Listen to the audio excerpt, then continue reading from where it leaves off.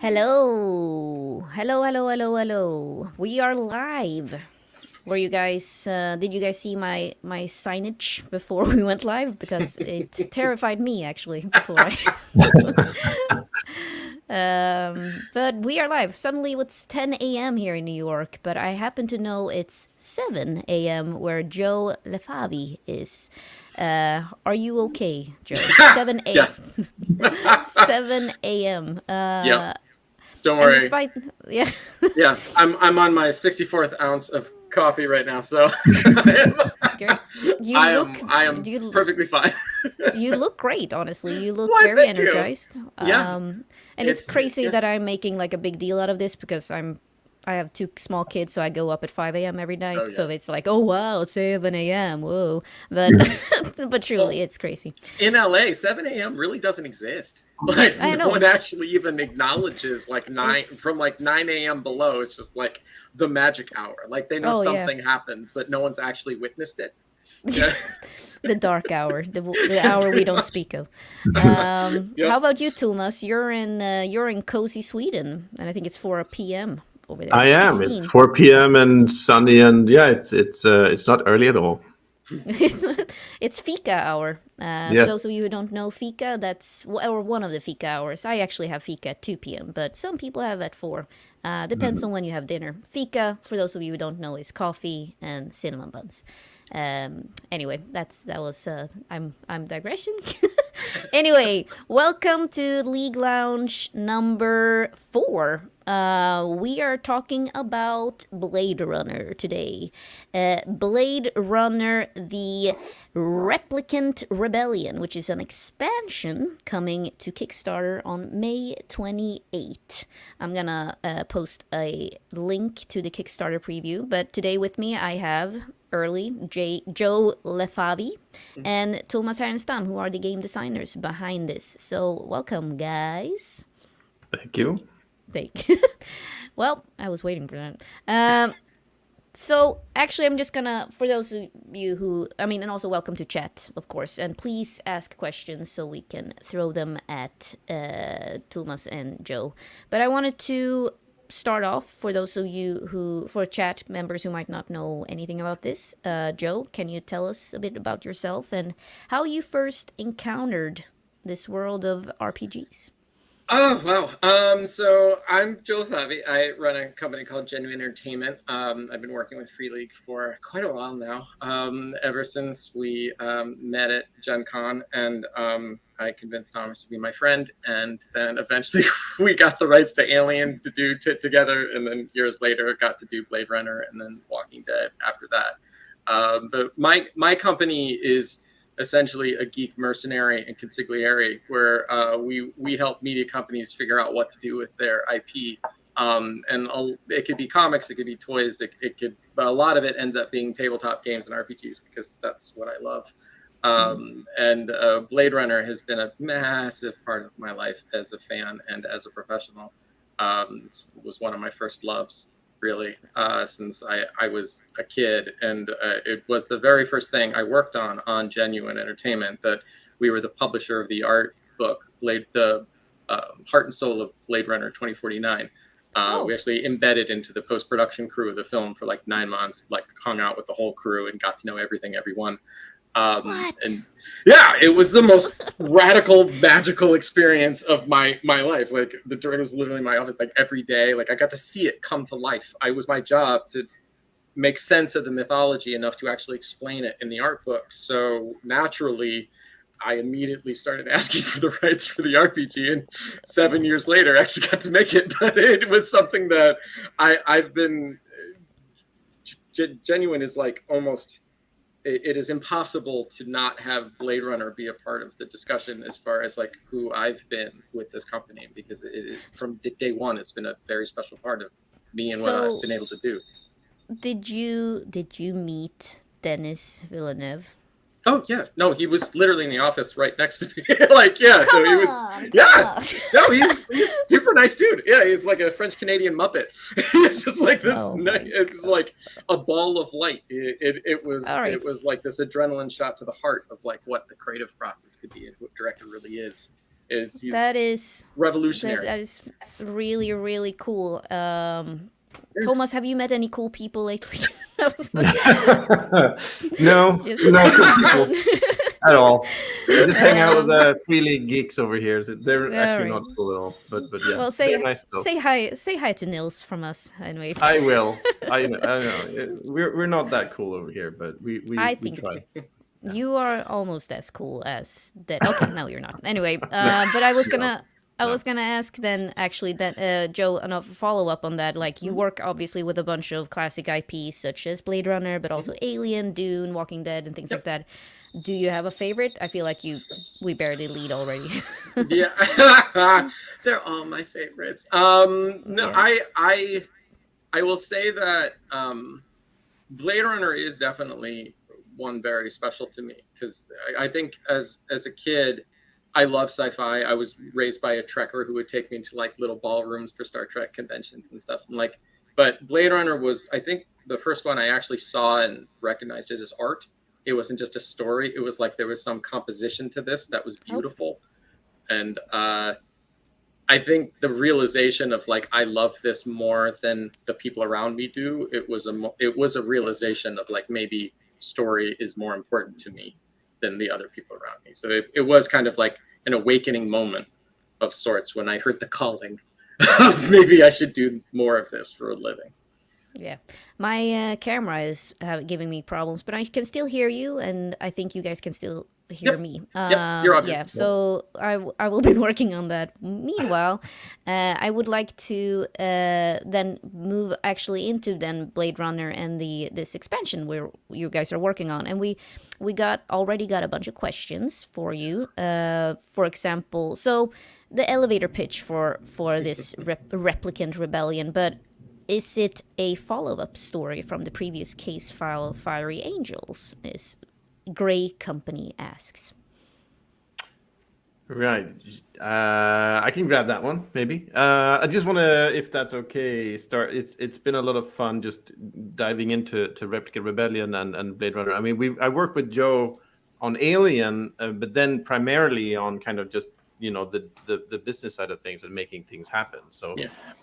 For Blade Runner, it's been that, but also on the creative side, and that has been amazingly fun on the core game, and now for Replicant Rebellion as well. So that has been great to work with someone who is as insanely fanatic about Blade Runner, or even more than me, which I thought was not possible. Yeah. So that's nice. But yeah, to your question, I wanted to grab that one because I wrote Fiery Angels, even though Joe, you had some great feedback that made the whole thing better. So you're definitely part of that one as well. And no, it's not really a follow. It's because the case files for the core game, they are kind of interconnected into a longer narrative. So they kind of follow on each other. Electric Dreams was the first one, and then Fire Angels, and we have some more, and they kind of follow in a longer narrative arc, kind of, even though they are standalone too. Replicant Rebellion is kind of in parallel to that, so it's not before or after, but it could happen at the same time. So you can play them completely independently, but we're also planning to have some hooks in between. Some characters from the case files might show up in Replicant Rebellion and fun things like that. Even if you have, perhaps, if you have a Blade Runner character who might have, for some reason, left the RDU, he might show up as a character in Replicant Rebellion, because that's might be where you would end up in the underground if you leave the Force. So there are definitely going to be connections, but it's not like one happens before the other. Right. So to reiterate, you wrote Fiery Angels, Tomas, and Joe, you are writing Replicant Rebellion. And they are So a lot of people are asking about the asset package and how I would also like to hear like how the process has been to work on this together, and what has been some challenges and etc. So tell us more about the asset pack. Right. I can just mention the asset pack, and then you can talk about writing Replicant Rebellion, maybe, because that's you've been doing the heavy lifting on that. The asset pack is something we've been thinking about for quite some time, that we wanted because the case files, which is the kind of the adventure format we have with the core game, that is builds on having plenty of handouts, maps, things like that, and that can be hard to do on your own. So we wanted to give tools to do that, digital tools to make your own, but also actual physical handouts that you can use for your own case files, and also for operations, which is the adventure format in Replicant Rebellion. So that and exact the form that will take, we have definitely some things. There will be like newspaper clippings, there will be photos, there will be mugshots, there will be maps.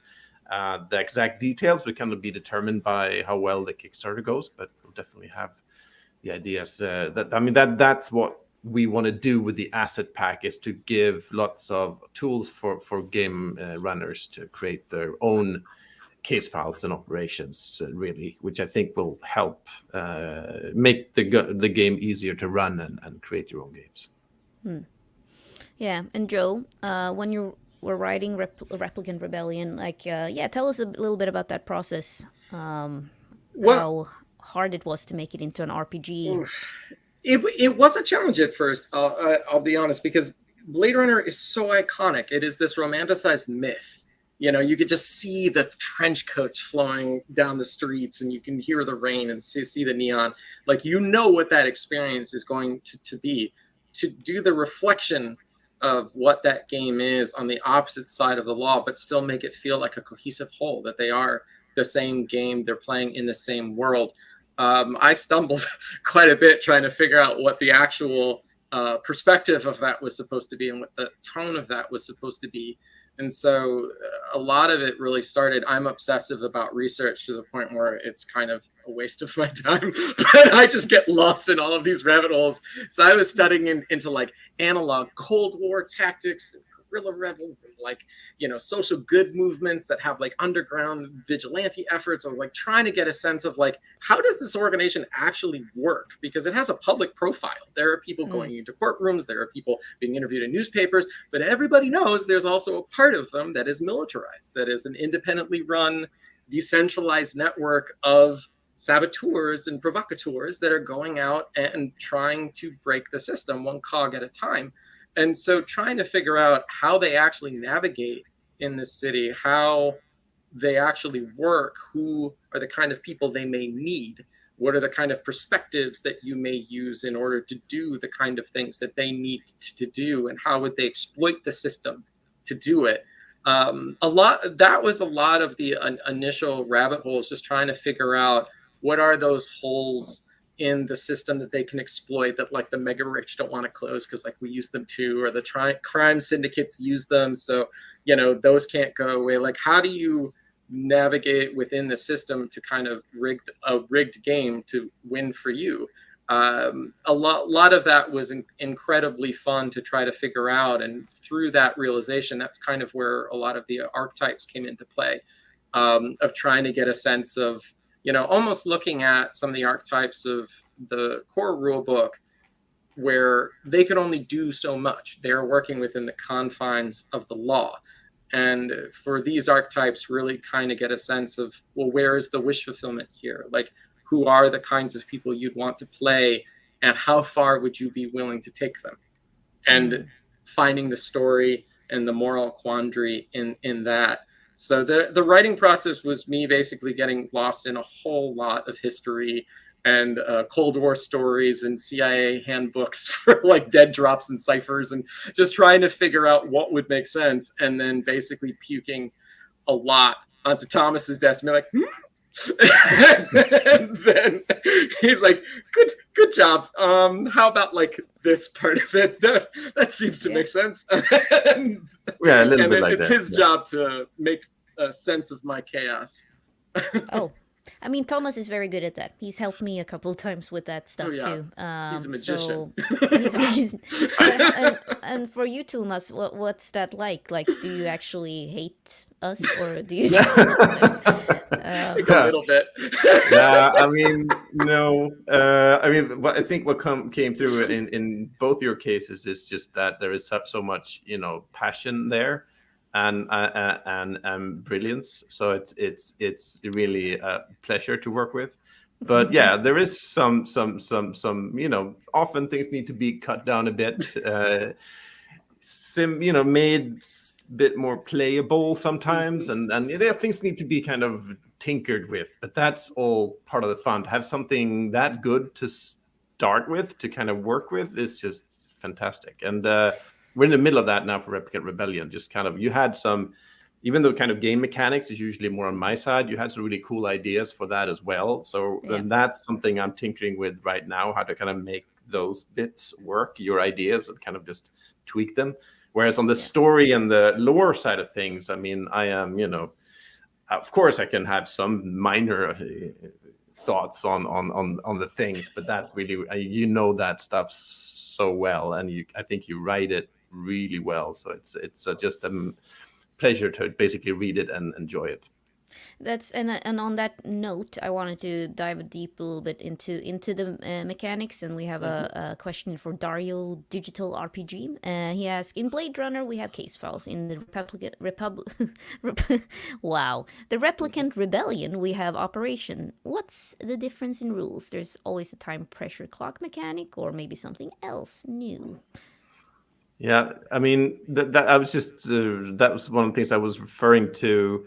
And there are some things that are different. There will be a similar, and we have the operations which are similar to case files, but most likely they will be typically a bit shorter and more straightforward than a case file, so you can play them in a shorter format. You can have longer ones as well, but basically there's going to be a more easy access short format thing that you can play operations. There will probably be a timer, like similar to the case files, and then you have something that we're toying with right now. That was your idea, Joe, the heat mechanic, which is basically also a little bit inspired, I think, by the Walking Dead game, where you have that threat meter. Here it's a measure of how close the law is on your tail. Basically, when the heat is up, you kind of have someone really close by closing in, and then you have to kind of cool it down to don't draw too much attention, and have that as a very tangible meter at the table to kind of get everybody kind of really into how close are we to being caught right now, and how much can we kind of breathe at the moment. And that is a mechanic that is coming to as a new thing. But at the same time, we remove some things that are in the core game that you don't really need when you're playing outside of the law. So it's going to be we're not changing everything, but it's going to be, I think, rules-wise, 90% the same, and the 10-15% kind of a switch out, something along those lines. So then I have a question, because I haven't played Blade Runner, so I don't necessarily know how that works. Is it the GM who's the law, or what's this threat sort of like? Who is that threat, and how does that work as you play? Yeah, what do you say, Joe? I mean, you identify a few different possible opponents. Yeah, the game runner will play those opponents, but you could probably speak more to what they are. I mean, Blade Runners are always going to be this constant threat. They are almost like an environmental threat. It's not a question of if they're around. It's just how aware they are of you at any given moment. It is almost defines what you're capable of doing at every given time. But what's fun is that Blade Runners still have to act within the law. And the interesting thing about being in the underground is that there's a lot of company in the underground that isn't necessarily the Replicant Underground. And so you have crime syndicates that are willing to go farther than Blade Runners. You have people actually abusing replicants and the technologies, and they're going to be antagonists for you. And you have the empathy movement, the extremists who hate replicants, who want to be corrupt, who want to be doing horrible things, and they could be the real big bads. And yes, you also have the Wallace Corporation and the whole replicant trade, and you have literally Diane Wallace like watching the entire city, which pretty much he owns under his own private microscope, and every single thing you do might be a part of their agenda and might be against their agenda. So they may be your friend one day, they may be your enemy another day. Same thing with the media. They may celebrate you one day because that's a good headline, and they may be the reason you get captured the next day. And so there's a lot more opportunities for antagonism. and where the source of tension comes for the rebellion, then I think it's a lot of the same sources, but you just get to crank it up a little bit more, because in a lot of way your badge as a Blade Runner protects you. It is quite literally a shield. And so without that shield, you are a bit more vulnerable to just how mean this city can be when it wants to be. Yeah. I think one cool thing that you introduced, and that we'll need to tinker a little bit with it, but the concept is very cool, and that is the embed concept. And that's, you can actually have an infiltrator and a secret informant who is actually working for the Blade Runners or for the law, inserted into the underground cell, who's basically, so you have basically a kind of a traitor mechanic. You don't need to do this, but it's an option that will be available when playing. Yeah, like my dream of dream is like one group of your friends is playing a Blade Runner group and another group of your friends is playing a Replicant Rebellion group, and like you can cross paths. Like you can actually like go into the other group and they don't even know that you're part of that. Like you can actually do that with this game, and that is so phenomenal. That is such an elegant design that I am kind of intoxicated by that idea. Nice. And can you play a human in Replicant Rebellion? Like, can a human be part of it, like as an asset, or even as a player? Like, yes. I'm not. Yeah. Yeah. I mean, the Replicant Underground was started as a social good movement by humans. Like when all of this began during the time of the first film, and even before that, the replicants couldn't speak up for themselves. They can't defend themselves. The moment they defied the system, they were retired. And so it was the humans that had to step forward more than anybody and say they deserve rights, they deserve better treatment. And so it is very likely that there's going to be humans in the underground on every facet of it. If it's the political figurehead who's fighting for them in the courts and using their money and influence, there's just a lot of things the humans could do for good, and even in the underground, that just the replicants wouldn't have the ability to. Their accessibility to all of the city is almost invaluable in a lot of the ways the underground works. I've seen this concern for other games as well, that Blade Runner, but also, for example, Alien, it's sort of a small setting as opposed to these grand fantasy worlds where you get entire maps. Replicant Republic, I'm not even gonna say it. Rebellion, it's the RR. It's obviously an expansion, but will there be, how do you think it would work as a campaign? Will there be future off-world colonies? How can someone expand this world if they want to do a long campaign, for example?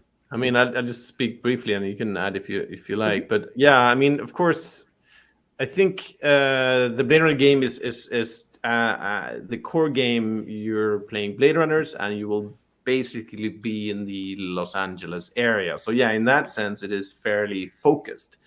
Personally, I enjoy that, but of course, might feel that and that is one of the things we're doing with Replicant Rebellion, is kind of might not expand the geographical scope that much, maybe a little bit. But that's not the focus. The focus is to expand it kind of in what types of characters you play, the stories you play, and things like that. So personally, I think that opens up the game a lot to longer campaigns. To like you mentioned, you can play both sides of the law. There is so much to do there. I'm not sure we'll expand it geographically that much. That's not entirely set, maybe, but that's at least not, to my mind, not the focus of this expansion. But what do you think, Joe? Yeah, I mean, I've been living in LA for 20 years, and I find a new restaurant and a new street to explore every weekend I venture out. So for me, Los Angeles is kind of one of my ideal sandboxes because it is so... every single block, every single side of the city is its own little biome. It's its own microcosm. That if you go into Chinatown and then go into Koreatown, it's an entirely different world. And so if you look at the procedural cop dramas, like NCI Chicago isn't running out of stories 20 seasons later because it's a city. It's a living, breathing organism where anything can happen and anyone can thrive if they know how to work that system. And so if you treat it like that, if it is just the machine, where you have the most powerful people in the entire universe, you have like Neander Wallace and the UN and the RDU, and then you have like the street rats living on the streets and really just invisible, slipping through the cracks of society. You have an entire universe at your disposal. The size of the city can kind of be as big as you want it to be. I've learned, I have never once felt constrained in being able to tell a story I wanted to tell, respecting that kind of framework in mind. You might have already responded to this, but does the rebellion refer to what we saw in short movies before Blade Runner 2049? Nicholas asked. I would say that, particularly the stuff with Dave Bautista, that, you know, you saw him as a rogue N8 living off the grid. You saw him going through the black markets and bazaars. You saw him trying to make a lit living, and you saw him make one mistake and lose his temper for just a second, for a good reason too, and his whole life falls apart. And that was a guy that was literally off the grid, living a normal life for a decade longer. And so there is an aspect of there where like that short film really opened the eyes of like what it would mean to live off grid. So I think there's definitely some inspiration that were pulled from the short films here, of just what it means to be at this particular time. You know, even the Neander Wallace short, where he actually convinces the UN to take away the prohibition of replicant technology. You know, this just happened in the game a year ago. So the entire city is still kind of reeling with the idea of like this huge concept of replicant, who society is like, that was bad, that hurt us, and now they're back and we're supposed to trust them again. But we have to, because the one person telling us we have to is the one person we trust most, who basically saved society and like saved us from like a famine and from a food crisis and has created all this amazing technology. It is combined every tech god we have in our society and mashed them into one, and that's Neander Wallace. And if he says, no, dude, I got this, trust me, most of society would at least give him the benefit of the doubt. And so it's not like we question, should I buy an iPhone? Like, we're like, yeah, I mean, if Steve says it's okay. And yeah. So like, it is something where, you know, it is still this cultural turning point where everyone's like, I think it's okay, but maybe it's not, but I'll be convinced otherwise if one bad thing happens. And so it is the most tense moment in Los Angeles, and thus for the whole system of figuring out what it really means to reintegrate replicants back into society. So I'm looking through. So in terms of the Kickstarter, what can backers expect from initially by backing, but also do we have any fun stretch goals that you're hoping that we'll get to? We have some stretch goals planned. We'll hold off on those until we actually launch the campaign, though. But yeah, they have some cool stuff. What you can expect, yeah, I mean, of course, you have the two main items: the Replicant Rebellion book, and then the asset pack, which is going to be like a boxed set. Those are like the two main things. But then there's also, I mean, if there are, like we usually do, you can get the other stuff that we already released for Blade Runners, some of the games, and all of that. But I guess the details of the actual campaign will hold off until it's until Tuesday, so it's not that far off. So a couple of days, and it shall all be revealed. So. We have a lore question here. Do we play Nexus 8 or 9 or both? And are there any gameplay differences for each from Ben? Yes and yes. Okay. So so that this book adds, I mean, in the core game you play Nexus 9s or humans. Here you can play Nexus 8, 9 or humans. So you get like 3 options there. And there are some gameplay differences. The replicants have some common rules, but there are also some differences between the 8 and 9 generations, and not major, but just minor, just enough to make it feel a little bit different, because since the Nexus 9 are the evolutions, they're bit faster, a bit stronger, but yes, they're slightly different. But the Nexus 8 have more experience because they've been around longer, so they know more. So yeah, there's slight differences. So looking more into seeing here what we haven't covered. We've covered a lot. You have some questions in the chat, maybe. Yeah, no, that's what I'm currently seeing here. What we have. TB is wondering if you're currently on FBI's watch list for doing extensive research. There was, I'm not going to lie, I realized a little too late. I probably should have been using incognito mode. The ads popping up on my browser, it's like, Google thinks bad things about me now. So, I unfortunately came to that realization a little too late in my research process, but I'm fine now. I had to clear a few caches, but other than that, I'm okay. So, Rob is asking if will will RR be more like cyberpunk compared to the more sci-fi noir of the main game? Do you mind if I jump? You go ahead. Okay, yeah, because I'm caffeinated, so I'll just like one of the most amazing things of this whole process is seeing what Free League has been doing with the visuals. That it is like someone pried something out of my soul and drew it and then handed it to me without me even giving them like direction of what it's supposed to look like or feel. And it's just been this just astounding process of what Aaron and Johan have been doing, but how it essentially visually feels like I wouldn't necessarily put the cyberpunk in it because it is still neon-noir.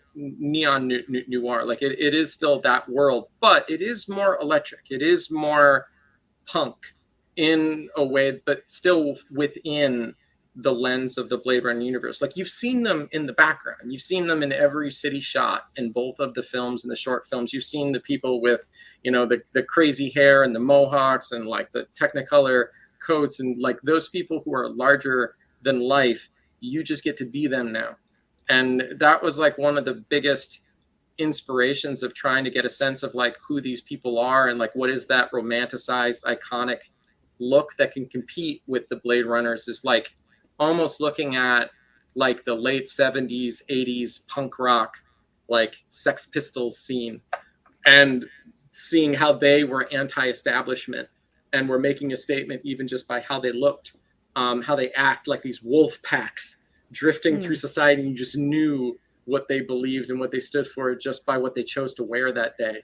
And that came out a bit in some of the art that they've been doing, and even the color palette that Aaron and Martin and everyone have been using. It's been pretty amazing to see that. So it definitely has a bit more electricity to how it's coming out on the page. You'll definitely be able to look at both books and say they're in the same world, but they are from very different perspectives. They literally do see the world in a different way. Yeah, and to add to that briefly, gameplay-wise, we also, I guess, without maybe, it is a bit more cyberpunky in the sense that you can need to find information, but it's not really an investigation style game necessarily. It will also some of the operations will be a bit more direct, and it can do things that might feel more cyberpunky in terms of sabotage and things like that. Yep. Breaking in somewhere to grab something, find different things like that. So in terms of gameplay, I think it has a stronger cyberpunk element to it. I guess that would be fair to say. Yeah, and on that note, Simon is asking if you're currently running a longer Blade Runner campaign. How can you use this new book? There's a couple of things, I think. Even if you're running, or if what he's asking, if you already have a campaign where you're playing Blade Runners, can you use this book anyway? And absolutely, I think you can. There are a lot, like Joe, you wrote there's a lot of NPCs, characters you can bring in, a lot of themes. And of course, you can there's new talents, even though they're more for the Rebellion side, they're still there, some new gear. And of course, if you have Blade Runners that go running or leave their their jobs and become, sympathizers with the underground, you have the perfect material to kind of continue their story without having them to necessarily leave the game. So definitely, and you can use this book to have kind of a counter campaign to your normal campaign, if you like. So I definitely think it will be useful, even if you want to continue your Blade Runner story with the Blade Runners. Yeah, I mean, what's fascinating is that like the Blade Runners and the Rebels, they're in the same place. Like you go to Hawker's Circle and they're walking by the same restaurants, they're eating in the same revolving sushi, shop. Like they're riding the same trains.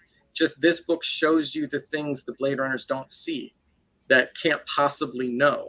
And so this just fleshes out the world in such a way where even if you're running a Blade Runner campaign, knowing this stuff can allow you to bring so much more depth and complexity to what this world is and how it could react to the kind of events and stakes that you give your Blade Runners on their case files. Do we get new character sheets for the Rebellion in contrast to the dark, cold, and clean ones for the Blade Runner? This is a very good question. I don't know yet. Definitely there will be a new character sheet to reflect the minor rules differences and things like that. So yes, that is a new sheet. Yes, exactly what it will look like though, it's not been designed yet, so we'll see. But it should definitely reflect kind of the mood of Replicant Rebellion, while still feel like it's part of the same game. So we'll need to strike the right balance there. This is an interesting question. Have you been influenced by Marvel, or is Marvel influenced by you for the for this expansion? How much has the Marvel comic line influenced or inspired Replicant? The storyline has a very similar premise, Dan and Nielsen asks. I haven't read the Marvel, I feel like Marvel comic line is very big, so it's hard to say. But or actually, let me phrase the question this way: what other inspirations have you had when writing this, if any? Joe. Okay, sure. The Marvel question: the 1994 4-issue run of Gambit and his first offshoot. That. Outside of that, I'll go obscure. I'll do the deep pull. That's fine. I can roll those dice. But outside of that, as far as like influences go, a lot of it has been noir. A lot of it is watching LA Confidential, Gone Baby Gone, Chinatown, Detour. Like a lot of the old noirs that kind of show people working in and outside of a system that doesn't intend for them to win. That looking at a lot of the old spy game movies and reading a lot of those novels and comics and trying to get a sense of just what is the opposite side of the law. I think a lot of it has been noir, trying to just get a sense of like the day-to-day, how they live, how they work. So that tends to be like my first stop on trying to figure out who these characters are and how they could be vehicles to explore those worlds. Tends to be those smaller stories of a few vigilantes or saboteurs or just commonplace people that realize they could be the one cog that ends up breaking the machine. That tends to be the influences that resonate with me over time. Nice. Dan now corrected himself and said Titan Comics, not Marvel. I haven't read either, so I feel like that makes way more sense. I was like, because there was actually a Marvel comic, right? Way back. Yeah, it was the adaptation of right, exactly. The adaptation was released as a comic by Marvel. So I was also thinking, and I was like, okay. I read it. I may have pulled like one quote from it at some point. But that was cool. The confused looks on your blank faces at that time. I'm like, oh shit, I've asked a very bad question now. I shouldn't have them. We were just confused. That's okay. Good.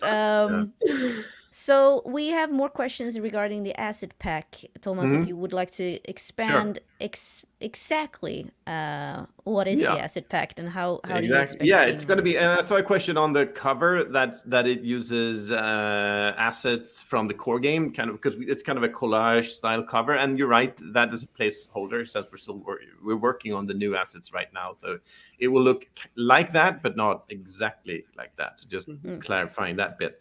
But it is the same kind of content. You will have those Independent Sentinel newspaper sheets and maps and handouts and things like that. And the idea is for the physical handouts, because that might be a challenge to have physical handouts for a story or a case file or an operation that you're writing yourself and that doesn't exist yet. But the idea is this, that these assets have content and things on them that you can be inspired by and infuse into your own creations. Specifically, if we're talking about the newspaper pages, there will be short news stories about things that are happening in the city of Los Angeles. Then you can actually pick things from them, from those news stories, and kind of incorporate that into your case file or operation. So instead of writing the case file operation first, maybe, and then make handouts for them, you can actually go the other way and actually look at these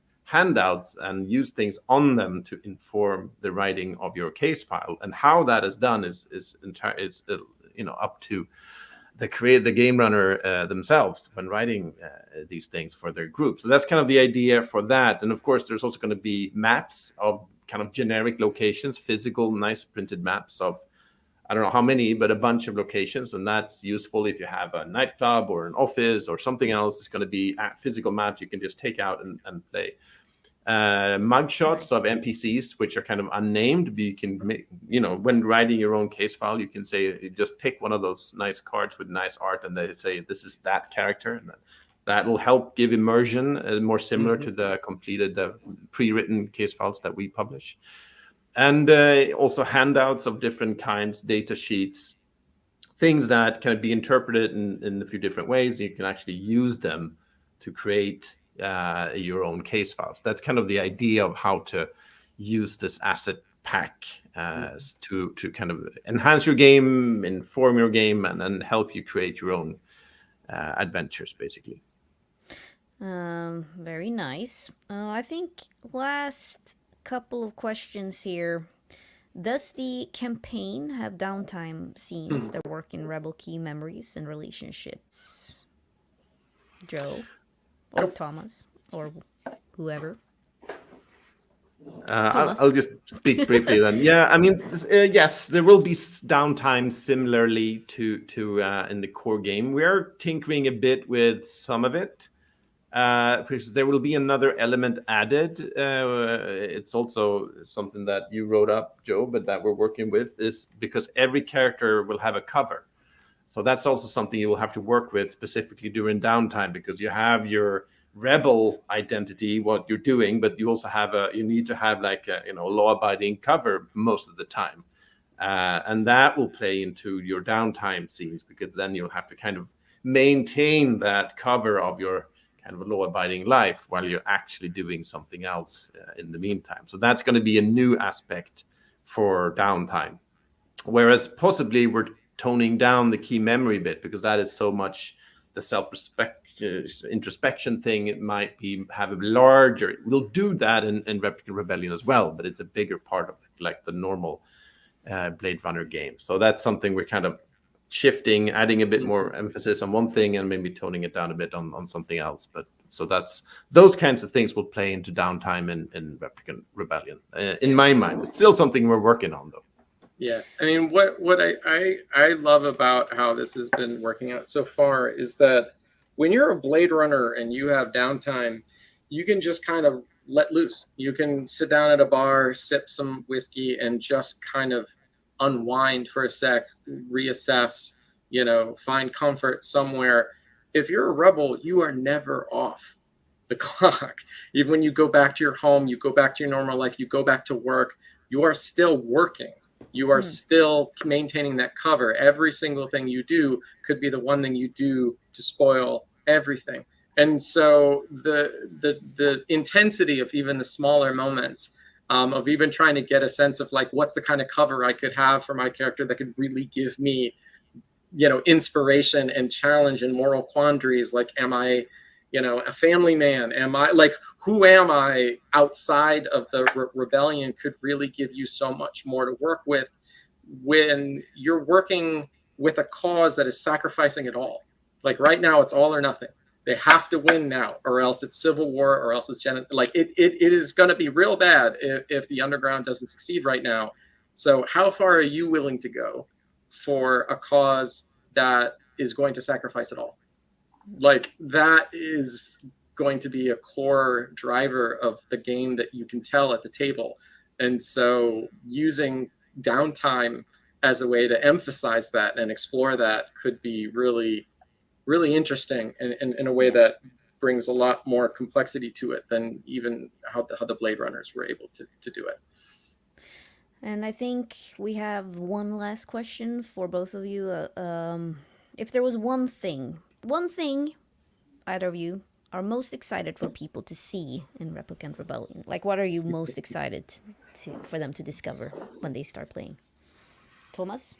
Oh, that is hard to choose the whole thing. I mean, just to kind of dive into this, but yeah, there is. I mean, for me, since I kind of tend to lean into kind of game mechanics, it's going to be fun to play out that whole thing that you were talking about, the downtime, the heat mechanic, just see how that influences the Blade Runner game while still being a Blade Runner game. And that I'm looking forward to.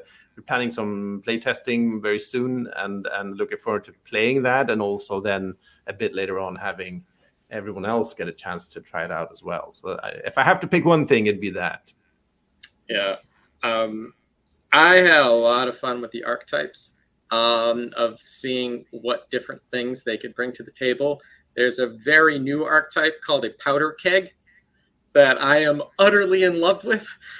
they're basically like the Malkovian of the Blade Runner universe, and I love them so much. And I think people are going to have a blast playing these archetypes and exploring these worlds in a way that they've never been able to.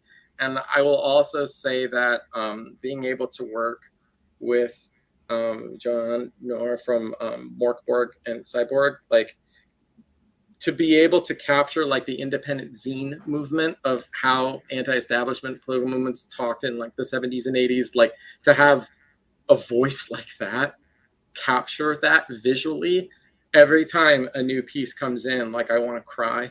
It's so meltingly beautiful. Like, it is so subversive and just iconic. Everything he does is just extraordinary.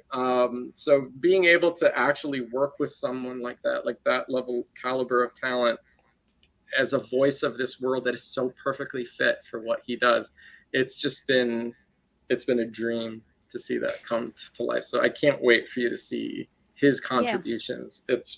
It's pretty awesome to see. Yeah, we didn't actually talk about that, but Johan Noor, who was actually on League Lounge last month, he is doing the voice-over assets for this upcoming expansion. So you can hear a little soundbite of him if you watch that. Not from the Blade Runner, but just if you want to listen to his voice, for your listening pleasure. Anyway, thank you guys so much. This was a wonderful morning / afternoon / evening, depending on where in the world you're sitting right now. We can't wait to launch Blade Runner Replicant Rebellion on Kickstarter on May 28th. I will post again the Kickstarter link in chat, so you all can go over there and set up your notifications and start subscribing to news about this game.